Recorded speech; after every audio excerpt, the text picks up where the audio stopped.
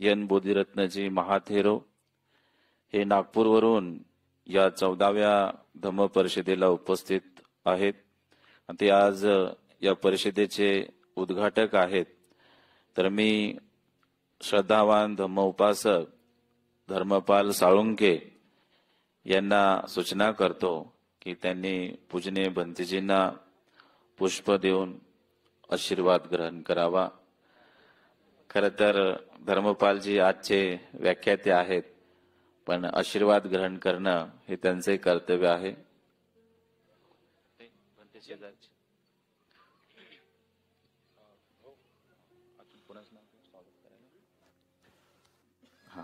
साधू साधू साधू साधू.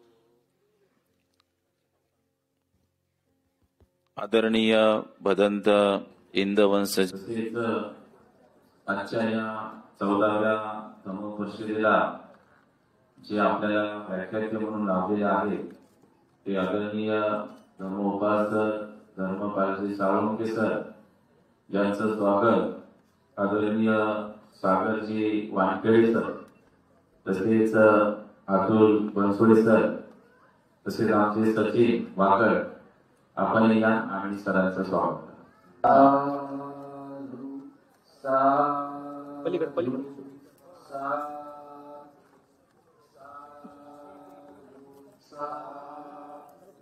सर हात धरा, आवाज नाही आला. सरांसाठी सर्वांनी आशीर्वाद खूप चांगलं काम केलं.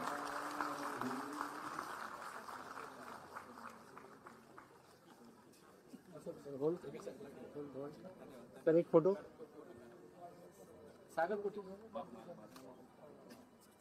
तो सम्मा संभूतस्व तथागत सम्यक संबुद्ध परमपूज्य डॉक्टर बाबासाहेब आंबेडकर आणि या ठिकाणी उपस्थित अनंत ध्वजधारी भिक्षू संघ यांना नमन करून यांची विनंती घेऊन 2 शब्द धम्म दिसण्याची या ठिकाणी सुरुवात करतो. आपल्या सगळ्यांना चैतीय वंदना माहिती आहे? म्हणा एकदा आवाज. वंदामि चेतियां सर्वां नैसूपतिष्ठितां शारीरिक धातु महाबोधि रूपां सकलं सदा. साधू साधू साधू. खूप खूप धन्यवाद भंतेजी या ठिकाणी बोलवल्याबद्दल. सगळ्या आयोजकांचं खूप खूप अभिनंदन. आज या ठिकाणी इतका श्रद्धा संपन्न बौद्ध उपासक आणि उपासिका संघ आलेला आहे. भोजनपाल मधुर एक प्रमाण आपल्याला दिसतंय. एकदा मोठ्याने साधू करू द्या. साधू साधू साधू साधू. बरेच विश्वलोक भारताच्या महाराष्ट्राच्या कानाकोपऱ्यातनं इथपर्यंत आपल्या ह्या पुण्य नगरीमध्ये पुण्यामध्ये आलेले आहात. तुम्हाला धम्म देशना देण्यासाठी, म्हणून ऐकण्याची पण तत्परता असली पाहिजे. साधूकार आहे या ठिकाणी इतके श्रद्धा संपन्न बौद्ध उपासक उपासिका आलेले आहेत. त्याचबरोबर भारताच्या म्हणा देशाच्या कानाकोपऱ्यातून भिक्षू संघ या ठिकाणी आलेला आहे. संघ आहे, धम्म पण आहे, धम्म आपल्याला सांगत आहे. आणि मित्रांनो, जर मी असं म्हटलं की या ठिकाणी स्वतः बुद्ध देखील आहेत तर हे म्हणणं काही चुकीचं नसेल, बरोबर? कारण की आपल्या समोर आपण धातू बघत आहात आणि म्हणतात धातू दिठ्ठोसी दिठ्ठो होती जिनो. परत एकदा साधूकार द्या.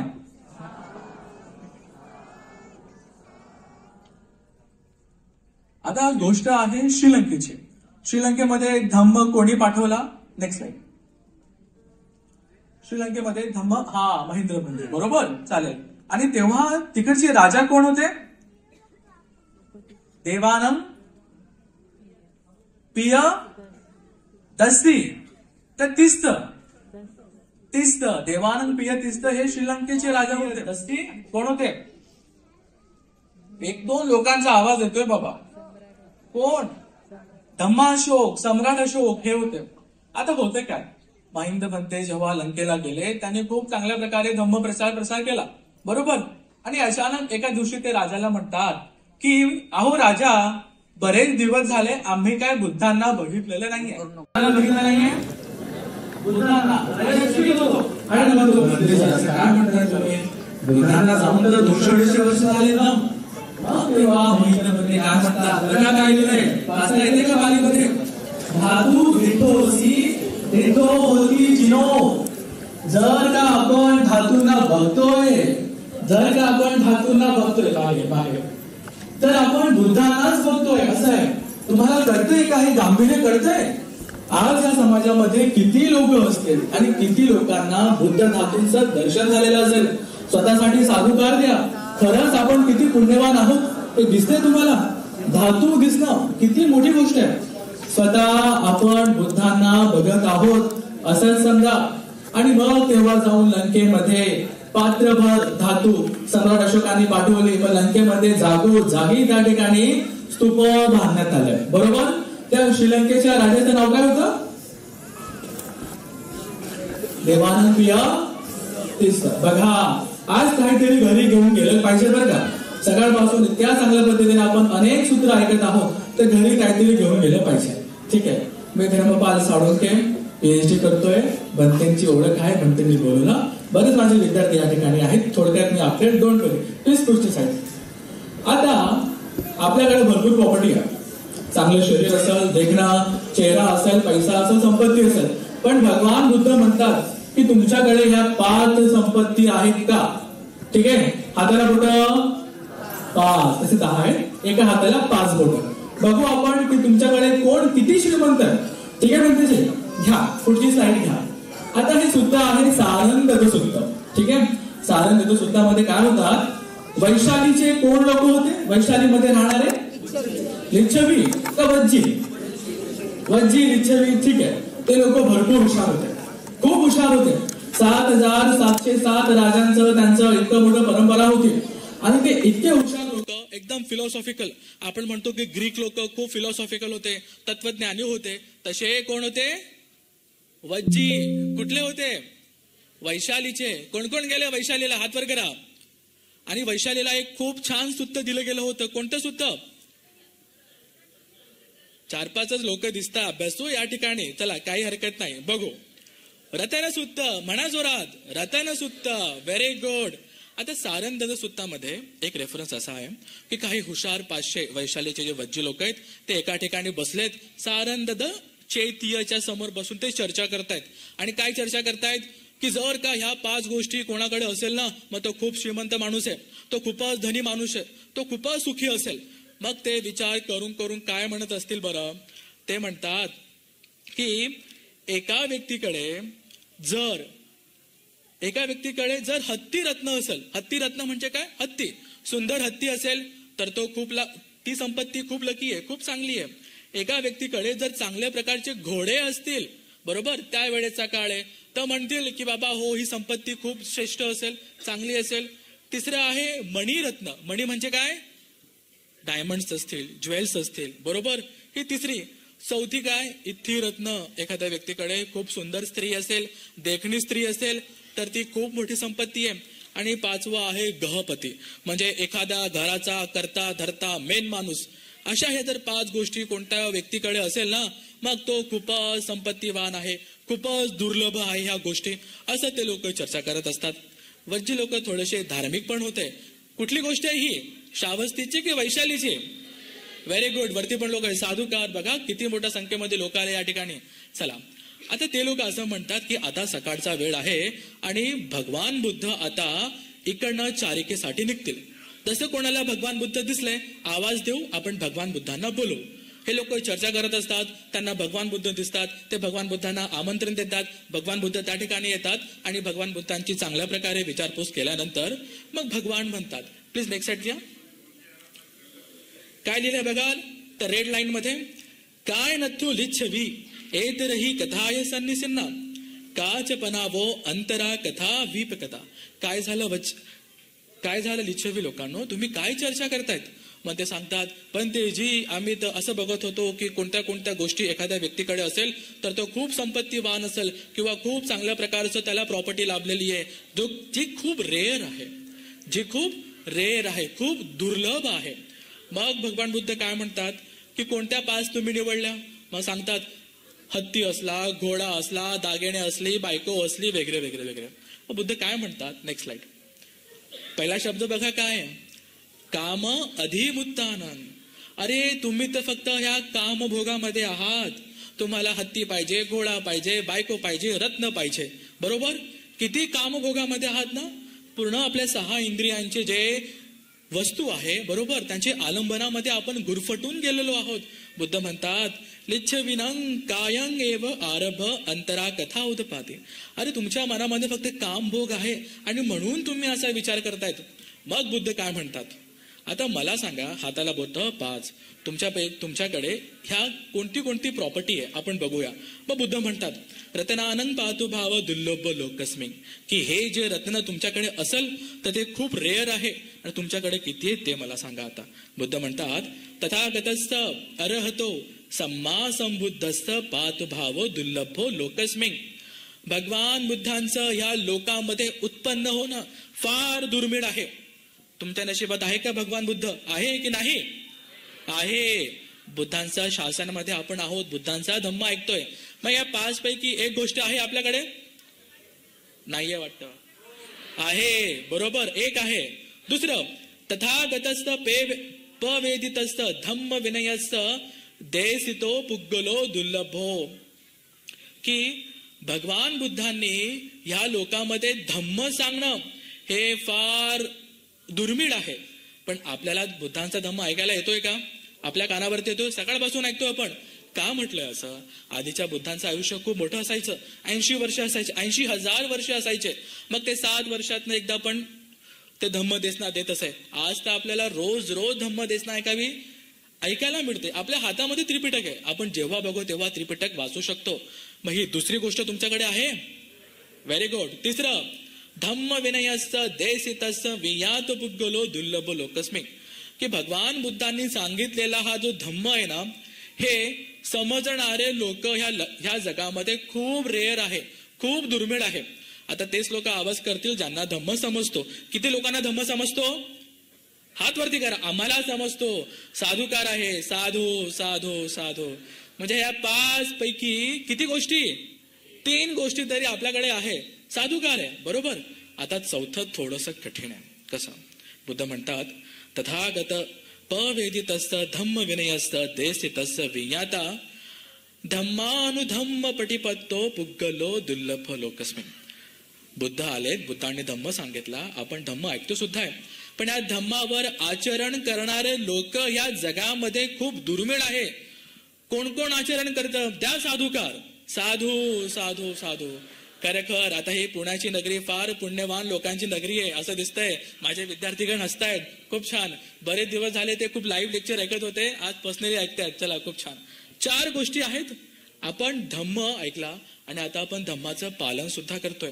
सगळ्यात शेवटचं जे आहे ते थोडक्यात घेतो. असं आहे, बुद्ध म्हणतात कतयू आणि कतवेदी. कतयू म्हणजे काय? ग्रॅटिट्यूड असतं. पण ते जी महाराष्ट्राच्या कानाकोपऱ्यातनं या ठिकाणी आलेत, आपल्याला धम्म सांगतायत. आपण कसं ग्रॅटिट्यूड दाखवू शकतो? भारी भरायला, मोठेपणा दाखवायला भरी मोठी रक्कम पात्रामध्ये टाकणं ते नाही. ते जे धम्म सांगतायत तो धम्म नीट चांगला ऐकून त्याला कशा प्रकारे आपण आपल्या आयुष्यामध्ये रुजवू शकतो. आपल्या चालण्यातनं, वागण्यातनं, बोलण्यातनं धम्म दिसला पाहिजे. तेव्हा जाऊन तर इतकी नेकम्म पारामी पूर्ण करण्यासाठी प्रयत्न करतात भिक्षू संघ. लहानपणापासून घर सोडलेलं आहे, बरोबर, आई वडिलांना सोडलेलं आहे. तुम्हाला गांभीर्य कळतंय? सकाळपासून आपण या ठिकाणी आहात, घरदाराची आठवण येते. घरी काय झालं असेल, काय असेल, किती वर्ष झाले घरदार सोडलंय. कोणासाठी? आपल्यासाठी, आपल्याला धम्म देण्यासाठी. मग आपलं कतयू कसं असेल, ग्रॅटिट्यूड कसं असेल, हे आपण त्यांचा धम्म ऐकून आपण खूप चांगल्या प्रकारे धम्म रुजवू आपल्या चालण्यातनं, बोलण्यातनं. पण तुम्ही बघा, आता ह्या 5 गोष्टींपैकी आपल्याकडे किती गोष्टी आहेत? 4 तर आहे असं म्हणू. कोणी कतयू असेल, ग्रॅटिट्यूड, तो खूप चांगल्या प्रकारे धम्माचं पालन करेल. आणि कतवेदी म्हणजे काय? एखाद्यावरती उपकार करून असं म्हणायचं नाही की मी याची अशी मदत केली, तशी मदत केली, बरोबर. असा मोठापणा असतो ना, ठीक आहे. धम्माच्या मार्गावर चालत असताना हा मोठापणा खूप कमी होत जातो. ठीक आहे सर. आता सगळ्यांनी आपली आपली करंगडी काढा. दिसते? सॉरी, करंगडी नाही, पहिलं बोट. हा, ठीक आहे, पहिलं बोट काढा आणि आपल्या नखाकडे बघा. काय दिसतंय नखा? नख दिसतंय. आता इमॅजिन करा या नखावरती एकूण किती धूळ बसू शकते, जमू शकते. केलं इमॅजिन? आणि आता असं इमॅजिन करा की ह्या पृथ्वी तलावावरती, सगळ्या पृथ्वीवरती किती धूळ असेल, किती डस्ट असेल, किती असेल? कुठली जास्त असेल? पृथ्वीवरची का आपल्या बोटावरची? मग सुत्ताचं नाव काय? वाचा, नख शिखा सुत्थ. भगवान बुद्ध म्हणतात, भिक्षूंनो, जितकी धूळ तुमच्या या नखावरती आहेत ना, इतके मनुष्य लोक आता ह्या पृथ्वीवरती आहेत. आणि जितकी धूळ माती म्हणा ह्या पृथ्वीवरती आहेत ना, इतके सगळे कुठे? अपाय भूमीमध्ये. आता मला सांगा, तुम्ही किती लकी आहात की आपण मनुष्य लोकांमध्ये आहोत. बरोबर, देवता लोक सुद्धा तरसतात मनुष्य जन्मासाठी, कारण की इथंच खूप चांगल्या प्रकारे निब्बाण मिळू शकतं. कळतंय किती रेअर आहे? एक तर बुद्धांचा धम्म कानावरती येणं रेअर आहे, आणि आता बुद्ध शासनामध्ये आपण मनुष्य म्हणून आहोत हे किती दुर्मिळ आहे. परत एकदा साधूकार द्या, तुम्हाला कळतंय तुमची किंमत किती आहे. घ्या सर पुढची स्लाइड. आता पती पूजिक ही एक खूप चांगल्या प्रकारे उपासिका असते, तिची एक कथा आहे, खूप थोडक्यात घेतो. घ्या सर पुढे. 33 मध्ये एक देवता असतो मालभारी. 33 काय आहे? देवलोक आहे. बरोबर, तुषित माहिती, तुषित देवलोक. तुषितामध्ये कोण राहतात? बोधिसत्व असतात तुषितामध्ये. आता ही जी एक या ठिकाणी आपल्याला जी स्त्री दिसते, समजा ही 33 मध्ये एका मालभारी नावाचा देव असतो, त्याची ती दासी असते किंवा त्याची बायको असते. तर रोज चांगल्या प्रकारे त्यांची खूप चांगल्या प्रकारे सेवा वगैरे होत असते. एकदा तिचं पुण्य संपतं आणि पुण्य संपून ती मनुष्य लोकांमध्ये जन्म घेते, कुठे? श्रावस्तीमध्ये. आणि मोठी होत असताना तिला असं आठवतं की 33 मध्ये मला खूप चांगल्या प्रकारे पुण्यकर्म करून त्या ठिकाणी पोहोचायचंय. देवता लोकांवरती किती लोकांचा विश्वास आहे? चला ठीक आहे, खूप अभ्यासाची गरज आहे. बुद्ध आणि धम्म त्यांचा वाचा, ठीक आहे. संप्रती ब्रह्माचा पण त्याच्यामध्ये उल्लेख आहे. जेव्हा भंते लोक म्हणतात, बाबा तू सब्ब मंगलम रक्कन तू सब्ब देवता, तेव्हा विचारत जा भंतेची देवता कोण? असे प्रश्न नसतील. असो, मग आता होतं काय? ही मोठी होते, खूप दान धर्म करून मला 33 मध्ये जायचंय. कुठे जायचंय? 33 मध्ये जायचंय. मोठी होते, 16व्या वर्षी लग्न होतं, खूप चांगल्या प्रकारे आपल्या पतीची सेवा करते, सगळे भंते लोकांची सेवा करते. तिला खूप चांगल्या प्रकारे पती पूजिक नाव पडतं की ही किती चांगल्या प्रकारे पतीची सेवा करते, भिक्षू संघाची सेवा करते. खूप चांगल्या प्रकारे दान धर्म करून करून करून भंते लोकांना खूप चांगल्या प्रकारे भोजन दान करून करून तिचं आयुष्य संपतं. चार मुलं होतात, पूर्ण आयुष्य जगते. आणि आयुष्य झाल्यानंतर ती जाते परत 33 मध्ये. सर घ्या पुढची स्लाइड. ठीक आहे, पुढे घ्या अजून. एक मागे घ्या. ठीक आहे. आता होतं काय त्या ठिकाणी? ही या ठिकाणी पूर्ण 80-100 वर्षाचं आयुष्य जगून परत 33 मध्ये जाते. आणि जो देवपुत्र असतो तो तिला काय म्हणतो? बघा ब्लू लाईन मध्ये, त्वं पातो व पठ्ठाय न दिससी कुहिंग गतासी. तो देव म्हणतो, अरे तू मला सकाळपासून दिसली नव्हती, कुठे गेली होती? त्याचा म्हणण्याचा अर्थ काय? सकाळपासून. पण ही तर मरून मनुष्य लोकांमध्ये जाऊन 80-100 वर्षाचं आयुष्य जगून परत आली, आणि हा म्हणतो तू सकाळपासून मला दिसली नाही, म्हणजे संध्याकाळच झाली असेल. मग ती म्हणते, स्वामी मी मेली होती, मी वारली होती. अरे काय बोलते? हो, मग कुठे गेली होती? मी श्रावस्तीमध्ये गेली होती. अच्छा, मग काय काय केलं? मग सगळं सांगते की बाबा मी इतके वर्ष जगले, मला एवढे मुलं झाले, मी अशा प्रकारे पतीची सेवा केली, मी अशा प्रकारे खूप सारं कुशल कर्म केलं. मग तो देवता विचारतो, मनुष्यानं कित्तकं आयु, मनुष्यांचं आयुष्य किती असतं? 70. आपण आता 70-80 म्हणतो ना, तिथे 100. बुद्धांच्या वेळी 100 आयुष्य होतं म्हणा. ठीक आहे, मला स्लाइड दिसत नाही. ठीक आहे, ओके. मग आता तो राजाला, त्या देवताला वाटतं की 100च वर्ष असतं, म्हणून त्याला चिंता वाटते. आणि तो काय म्हणतो माहितीये की एत्तेकं आयु गहेत्वा निब्बत मनुष्य किंगनुखो सुपंग ममता कालं अति. सांगायचा अर्थ असा, अरे ह्या लोकांना फक्त 100 वर्षाचं आयुष्य आहे. 100 पण नाही, आता 70-80 मध्येच माणूस साधू. बरोबर. मग की इतकंसं आयुष्य आहे, मग ह्या लोकांना किती घाई असेल ना पुण्यकर्म करण्याची. हे लोक किती जलद गतीने पुण्यकर्म करत असतील. आणि हे काय म्हणते? किंग वदेत स्वामी. काय म्हणतायत स्वामी? असंख्येयं आयुं गहेत्वा निब्बता विय अजरामर वियच निच्चंग पमत्ता मनुसाती. अरे हे तर असंख्य वर्षाचं आयुष्य घेऊन आलेले आहेत. हे अजरामर आहे अशा प्रकारे हे वावरत असतात. अजरामर आहेत. असंख्य म्हणजे किती? एकावरती 140 शून्याचं आयुष्य. आपण 1000 वर्ष पकडू. 1000 वर्षाचं आयुष्य घेऊन आलेले आहेत असं आपण मनुष्य वागतो. बरोबर ना? शील पालन करणं होत नाही, अष्टशील होत नाही, दान धर्म होत नाही. तुमचं होत असेल, आपण खूप पुण्यवान पुरुष आहोत, महिलागण आहोत म्हणून आपण या ठिकाणी आहोत.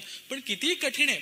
मग याला टेन्शन येतं की बाबा खरंच की मनुष्यांचा जन्म फक्त 70-80-100 वर्ष आहे, तरी ते सुद्धा इतक्या कुशल पद्धतीने, शीघ्र पद्धतीने कुशल कर्म करत नाही. मग बघा ते काय म्हणतात की मनुष्यांचे आयुष्याचे 100 वर्ष. किती? 100. हे देवता मनुष्यांचे किती माहिती आहे? देवता लोकांचे आपले 100 वर्ष, त्यांचा 1 रात्र 1 दिवस, तसा 1 दिवस झाला. असे त्यांचे 30 दिवस, त्याचा 1 महिना. एका महिन्याचे 12 दिवस आणि 12 महिने, असा 1 वर्ष. असं सतसहस्र असे जेव्हा 10,000 वर्ष होतील तेव्हा जाऊन सुद्धा त्यांचं आयुष्य संपत नाही देवता लोकांचं. म्हणजे मनुष्यांच्या गिनतीमध्ये 3,60,00,000 वर्ष आहे देवता लोकांचं, ते पण 33 मध्ये. आणि काय केलं त्यांनी? फक्त सील पालन केलं, दान केलं. अजून समत विपස්සनेवरती आपण आलोच नाहीये. कळतंय? 70-80 वर्षाच्या आयुष्यामध्ये आपण इतकं प्रमादामध्ये असतो की आपण काहीच पुण्यकर्म करत नाही. बरोबर? भरपूर प्रमादामध्ये असतात. पण तुम्ही सगळे श्रद्धा संपन्न पुण्यवान लोक आहात. किती लोक आहे तुमच्या नगरीमध्ये, पुण्यामध्ये? पण आज किती कशीतच लोक या ठिकाणी आलेत. काय? धम्म ऐकायला. बरोबर? बुद्ध बघायला, बुद्ध धातू बघायला आलेत. साधुकार द्या परत एकदा. अजून एक, हे तर तुम्हा सगळ्यांना माहिती असेल. बरोबर? काय नाव आहे? कोणीही. बरोबर? आणि हा प्रसंग काय तो पण माहिती असेल, सगळ्यांना माहिती असेल. Very good. शिळ भोजन. आपण तेच करतोय का? आज जे काही बॉडी भेटलेली आहे, बुद्धी भेटलेली आहे, पैसा पाणी भेटलेला आहे, कशामुळे? मागच्या जन्मांमध्ये केलेल्या पुण्याच्या प्रतापाने भेटलेलं आहे. पण पुढच्या जन्मांचं काय? भिक्षू संघ आपले नेक्खम्म पारायमी पूर्ण करताय. निब्बानाला जाण्यासाठी आपण आपल्या कुठल्या पारायमी पूर्ण करतोय? बरोबर? काही मेहनत घेतोय का? मग घ्यायला तर लागेल. मग बुद्ध खूप सोप्या भाषेमध्ये सांगतात की 10 प्रकारचे कुशल कर्म आहेत जे आपण रोज करू शकतो. रोज. कुठले 10 माहितीये कोणाला? घ्या सर पुढे. अजून एक, दान. दा साधुकार, दान. आणि मला सांगा की किती लोक हे 10 कुशल कर्म रोज करतात? आम्ही तर परवा दान दिलं होतं. परवा ना, मागच्या आमच्याकडे रोज भंते येतात, दर महिन्याला भंतेच येतात, महिन्यातनं एकदाच येतात. अरे रोज काही ना काही आपण कुशल कर्म केलं पाहिजे. मग दान आहे. दान काय आहे? आज हा इतका मोठा कार्यक्रम उभारण्यासाठी किती लोकांनी दान दिलंय, घाम गाडलाय, परिश्रम दिलाय, वेळ दिलाय, पैसा दिलाय. त्यासाठी साधुकार की इतका चांगला कार्यक्रम हा इथे घडवून आणण्यात आलाय. भरपूर लोकांची मेहनत आहे. बरोबर? आपल्या दानात हा कार्यक्रम झालेला आहे. आपण इथे श्रमदान दिलेलं आहे, आपण इथे वेळ सुद्धा दान दिलेलं आहे. आणि हे कोणासाठी चाललंय? बुद्ध शासन टिकावं म्हणून, आपल्यासाठी टिकावं म्हणून. राईट? पुढे घ्या सर. सील. किती लोकांचा आज पंचशील आहे? कोण नियमितपणे अष्टशील घेत असतो? साधुकार आहे. आपल्यासाठी बुद्धांनी हे सांगितलंय, दानशील भावना. आणि भगवंतांचा जन्म शिलापासून सुरुवात होतो बरं का. 2च मिनिटं घेतोय आता. पुढे सर घ्या. दानशील भावना. भावना म्हणजे काय? समथ विपස්සना. समथ म्हणजे आनापान करणं, विपස්සना करणं. सील समाधी पय्या हाच बुद्धांनी सांगितलेला धम्म आहे. याच्या पलीकडे दुसरं काही नाहीये मित्रांनो. आपल्याला दान द्यायचंय, सील खूप चांगल्या प्रकारे सांभाळायचा आहे आणि पुढे जाऊन भावना करायची, आनापान करायचं आहे, विपश्यना करायची आहे. आणि सगळ्यात महत्वाचं पुढे घ्या, धम्म श्रवण. जे आता इथे बसलेले सगळे श्रद्धा संपन्न उपासक उपासिका करत आहात, साधुकार आहे, धम्म श्रवण करतायत. सकाळपासून भिक्षू संघाने इतक्या चांगल्या प्रकारे आपल्याला धम्मदेशना दिली. आज आपण जवळपास 50 सुत्त ऐकले असतील. साधुकार आहे तुमच्यासाठी की तुम्ही धम्मश्रवण करतायत आणि मन कुशल करतायत, प्रसन्न करतायत. आणि याच्या माहिती काय होईल? खूप चांगल्या प्रकारे याचे फळं मिळतील म्हणा. आपलं आचरण शुद्ध होईल. पुढे धम्मदेशना. आज भिक्षू संघाकडनं जी धम्मदेशना आपल्याला लाभलेली आहे त्यांची पुण्यपारायमी पूर्ण होते. त्यांनी कुशल कर्म केलं. पण आज आपण जो धम्म ऐकलाय ना, हा आपण आपल्या मित्र परिवाराला पण सांगितलं पाहिजे. एखाद्या व्यक्तीला पंचशील येत नसेल, त्याला पंचशील पालन करायला मोटिवेट करा. त्याला धम्म सांगा, तो पण विहारात गेला पाहिजे, त्याने पण दान धर्म केला पाहिजे. तुम्ही एखाद्याचे कल्याण मित्र व्हा, तुम्ही पण त्याला धम्म देसना द्या. जास्त माहिती नसेल काही हरकत नाहीये, थोडक्यात सांगा, पण धम्म देसना तुम्ही सुद्धा देऊ शकतात. एखाद्याला मोटिवेट करू शकतात, प्रेरणा देऊ शकतात. तू पण दान दे. आज मी अष्टशील घेते, तू पण अष्टशील घे. घरातनच हे सुरुवात केली गेली पाहिजे मित्रांनो. पुढे नंतर अपचायन किती महत्वाचं आहे. काय लिहिलंय बरं? काय करणे? आदर करणं. बरोबर, हा भाव आहे ना मनामध्ये आला पाहिजे. आपल्या घरी आई वडील आहेत, सासू सासरे आहेत, बरोबर, यांचा आदर केल्यानेच आपल्याला पुण्यकर्म मिळतं. आदर केल्यानेच, फक्त भिक्षू संघ आहे यांचा फक्त आदर केल्याने, यांना नमन केल्याने आपल्याला पुण्यकर्म मिळतं मित्रांनो. बरोबर, किती सोपं आहे. काय हाय कठीण? काही मोठे कर्मकांड करायचे आहेत का? किती सोपं आहे. दानशील भावना, धम्म देसना, धम्म श्रवण आणि अपचायन. पुढे वेयावच्च. काय एक पुढे 7 वेयावच्च काय आहे? सेवा करायची आहे. अरे सेवा केल्याने पण पुण्य मिळतंय.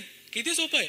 आई वडिलांची आहे, आपल्या शिक्षकांची आहे, गुरुजनांची आहे, आणि समाजामध्ये वावा करण्यासाठी नाही, मोठापणा करण्यासाठी नाही, तर स्वतःचं पुण्य वाढावं म्हणून. पुढे घ्या.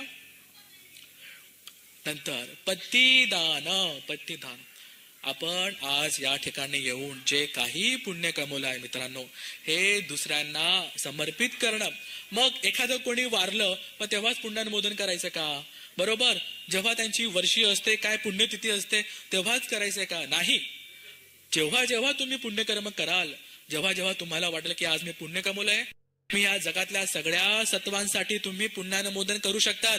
कोणासाठी करू शकतात? सगळ्यांसाठी. बरोबर, पुढे घ्या. पत्ता. बघा, ही गाथा तर माहितीच आहे. आकाशठ्ठाच्या भूमठ्ठा देवा नागा महिदिका पुण्यंतन अनुमोदित्वा. आपण सगळ्यांना पुण्यानुमोदन करतोय. आपल्या आई वडील जर नसतील त्यांना, गुरुजनांना, जे लोक आपल्याला सोडून गेले त्यांना पुण्य पाठवून आपल्याला पुण्य मिळतंय. हे माहिती होतं का? आवाज येत नाहीये पण तिचे. बरोबर, माहिती होतं? हो. चला, साधुकार आहे. पुढे घ्या. नंतर पत्ता अनुमोदन. साधूचा आवाज पण कमी झालाय, लोकांचा आवाज पण कमी झालाय. फक्त साधुकार दिल्याने पुण्य मिळतंय. खिशातनं पैसे काढायची गरज नाहीये. साधुकार दिल्याने पुण्य मिळतंय. कळतंय? साधू साधू साधू. एखाद्या व्यक्तीने शील पालन केलं, एखाद्या व्यक्तीने काही पुण्यकर्म केलं, इथे येऊन कोणी दानधर्म करतंय, आपण फक्त साधुकार दिला मित्रांनो, तर खूप मोठं पुण्य मिळतंय. साधुकार. पुढे घ्या.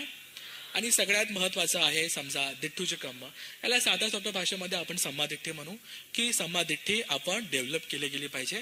असं चालून बोलून नाही होत, त्यासाठी समर्थ विपश्यना केली गेली पाहिजे. घ्या सर पुढे. बाबासाहेबांनी इतका छान धम्म दिलाय मित्रांनो, कचऱ्यातून काढून परत एक आयुष्य दिलंय. काय म्हणताय बाबासाहेब? की बाबा माझा समाज हा पंचशिलाचं खूप चांगल्या प्रकारे पालन करेल. जास्त काही नाही. आपल्याकडनं होतंय का स्वतःला विचारा, आणि होत असेल तर आपण बाबासाहेबांचे खरी अनुयायी आहोत. आपण खरं बौद्ध आहोत की आपल्या वागण्यातनं, बोलण्यातनं, चालण्यातनं शील दिसतंय. पुढे घ्या सर. काय म्हणतात बाबासाहेब? मी तथागत बुद्धांनी सांगितलेला अष्टांग मार्गाचा, अरियो अट्टंगिको मग्गाचा मी अवलंबन करेल. किती लोकांना माहिती आहे अरियो अट्टंगिको मग्गो? नसेल माहिती, अभ्यास करू आपण. Very good. पुढे काय? तथागतांनी सांगितलेल्या 10 पारमितांचं मी पालन करेल. 10 पारमिता. किती सोपं आहे. बरोबर, किती सोपं आहे. कर्मकांड करायची गरज नाहीये. सील, समाधी आणि पैया, इतपर मी बुद्धांच्या शिकवणीप्रमाणे वागेन. काय बुद्धांची शिकवण? घ्या सर पुढे. काय? सील, समाधी, पैया. किती प्रकारचे सील आपण घेऊ शकतो? आवाज नाही येते. किती? पंचशील आहे, नंतर अट्टशील आहे. पंचशील, अट्टशील घेऊन आपण खूप चांगल्या प्रकारे आपल्या इंद्रियांवरती कंट्रोल करू शकतो. आणि मग काय करू शकतो? समाधी. समाधी काय? आनापान आहे. खूप अजून प्रकारचे साधना आहेत, कम्मठान आहेत भरपूर. आणि मग शेवटी काय? पैया. पैया की प्रज्ञा? पैया. पाली शब्द बोला. पैया. बरोबर, पैया म्हणजे काय? विपස්සना करणं. इतकं सोपं आहे. शिलाचं पालन करायचंय, आनापान करायचंय, विपश्यना करायची आहे, दान धर्म करायचा आहे, आणि 10 कुशलकर्म करायचे आहेत. इतकं सोपं बुद्धांचा धम्म आहे. अजिबात किचकट नाहीये. काही मोठं मोठं सुद्धा असतील वाचायचे नंतर वाचा, पण धम्म एवढा सोपा आहे, इतका साधा आहे. घ्या सर पुढे. आणि नेक्स्ट घ्या. ठीक आहे. बरेच लोकांना मी माहिती नसेल तर धम्म संगायन माझं युट्यूब चॅनल आहे. त्याचबरोबर आम्ही पालीचे वर्ग सुद्धा चालवतो ऑनलाईन पद्धतीने, आणि आपण सुद्धा ह्या चॅनलला भेट देऊ शकतात. पुढे घ्या सर. हा आमचे पालीचे क्लासेस आहेत, आणि याच्यापैकी बरेच लोक या ठिकाणी बसले सुद्धा आहेत. पुढे घ्या सर. ठीक आहे. शिका शिका शिका पाली भाषा शिका, शिका शिका शिका बुद्धांचा धम्म शिका. कसं तुमचा विश्वास पटला बरं की हे जे मी सगळं सांगितलं हे खरं होतं म्हणून? सर गॅरंटी काय सर? लोक म्हणतात ब्राह्मणांनी भेसळ केली आहे. शोधून दाखवा भेसळ. लोक म्हणतात ना देवतांचा संदर्भ आला, नरकाचा संदर्भ आला, आमचा विश्वास पटत नाहीये, माझ्या सतत विवेक बुद्धीला पटत नाहीये, असं लोक म्हणतात. मग सिद्ध करून दाखवा, साध्य करून दाखवा. त्रिपिटक वाचून पाली वाचूनच कळेल की धम्म काय आहे. बरोबर हो ना? तुम्हाला वाटतं ना धम्म टिकावा म्हणून? बुद्धाने इतका चांगला धम्म सांगितलाय तो आपल्यापर्यंत यावा म्हणून. मग काय केलं गेलं पाहिजे? पाली शिकलं पाहिजे. पाली नाही शिकणार तो कोणी पण काही पण येऊन हातामध्ये माईक घेऊन काहीही सांगू शकतो. ठीक आहे, काहीही सांगू शकतो. तुम्हाला तुमच्या घरामध्ये पाली सुरू करावी लागेल. घरातल्या एखादा व्यक्ती पालीला शिकायला पाठवा, स्वतः शिका, तेव्हा जाऊन बुद्धांचा धम्म टिकेल. ठीक आहे, बुद्धांचा धम्मशास्त्र टिकेल. धम्म खूप चांगल्या पद्धतीने स्वच्छ स्वरूपामध्ये टिकेल. मित्रांनो या सर पुढची स्लाइड. आणि या ठिकाणी आपण जे काही धम्मदेशना ऐकले, धम्मश्रवण ऐकलं, पण त्यांनी या ठिकाणी बोलवलं, जे काही धम्मदेशना सांगितले त्यासाठी खूप खूप धन्यवाद. सांगत असताना काही चुकलं असेल संघ मला क्षमा करो. आपण सगळे या ठिकाणी आलात आणि या पुण्याच्या प्रतापाने तुमचं माझं मंगल हो. इदं मे पुण्य कम्मंग आसवखं भंग होतो, इदं मे पुण्य कम्मंग निब्बानस्य पचय होतो. साधू साधू साधू. या पुण्याच्या प्रतापाने तुमचं माझं आपल्या सगळ्यांचं मंगल हो. सगळ्या भिक्षू लोकांनी आपल्या पारामी पूर्ण करून लवकरात लवकर हे सुद्धा निब्बानापर्यंत पोहोचो. या ठिकाणी सगळे उपासक उपासिका मंडळी बसलेले आहेत. आपली दान पारामी शील पारामी पूर्ण हो, आणि पारामी पूर्ण केल्यानंतर अरहंतांचे दर्शन हो, प्रत्येक बुद्धांचे दर्शन हो, होणाऱ्या बुद्धांचे दर्शन हो, तुम्हाला मला निब्बान सुख लाभो. साधू साधू साधू साधू साधू साधू साधू. खूप खूप साधुवाद. धर्म